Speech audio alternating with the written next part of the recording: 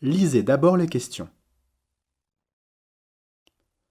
Vous allez entendre une première fois l'enregistrement.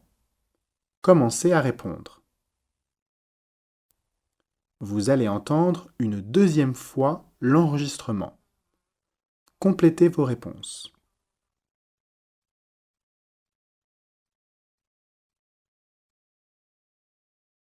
Lisez les questions.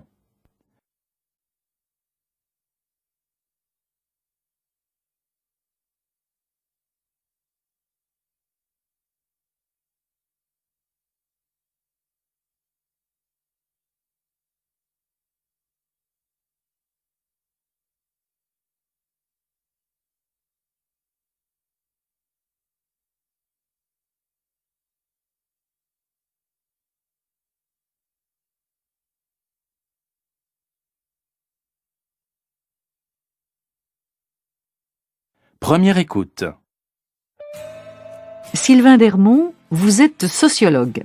Selon vous, l'Europe peut-elle avoir une politique familiale unique ? Les politiques de la famille ne relèvent pas des institutions européennes, mais tout incite les décideurs publics à les ajuster vers une certaine forme de convergence, ne serait-ce que pour les objectifs. Il faudrait pouvoir offrir une place en structure d'accueil pour un tiers des enfants de moins de 3 ans.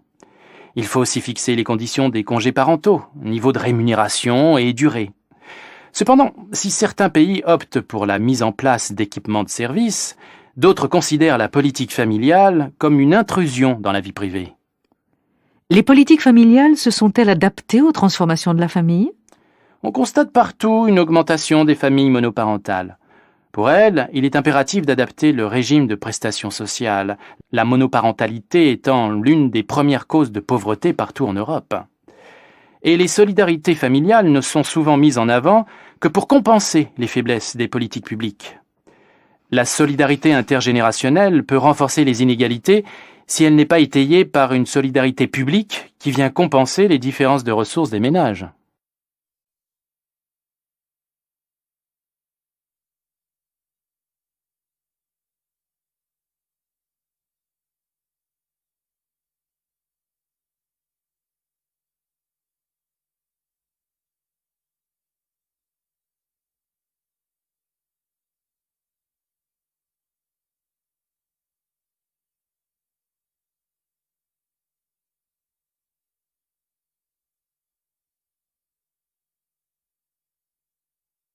Deuxième écoute.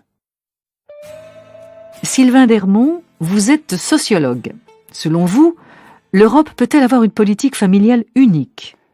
Les politiques de la famille ne relèvent pas des institutions européennes, mais tout incite les décideurs publics à les ajuster vers une certaine forme de convergence, ne serait-ce que pour les objectifs. Il faudrait pouvoir offrir une place en structure d'accueil pour un tiers des enfants de moins de 3 ans. Il faut aussi fixer les conditions des congés parentaux, niveau de rémunération et durée. Cependant, si certains pays optent pour la mise en place d'équipements de service, d'autres considèrent la politique familiale comme une intrusion dans la vie privée. Les politiques familiales se sont-elles adaptées aux transformations de la famille ? On constate partout une augmentation des familles monoparentales. Pour elles, il est impératif d'adapter le régime de prestations sociales, la monoparentalité étant l'une des premières causes de pauvreté partout en Europe. Et les solidarités familiales ne sont souvent mises en avant que pour compenser les faiblesses des politiques publiques.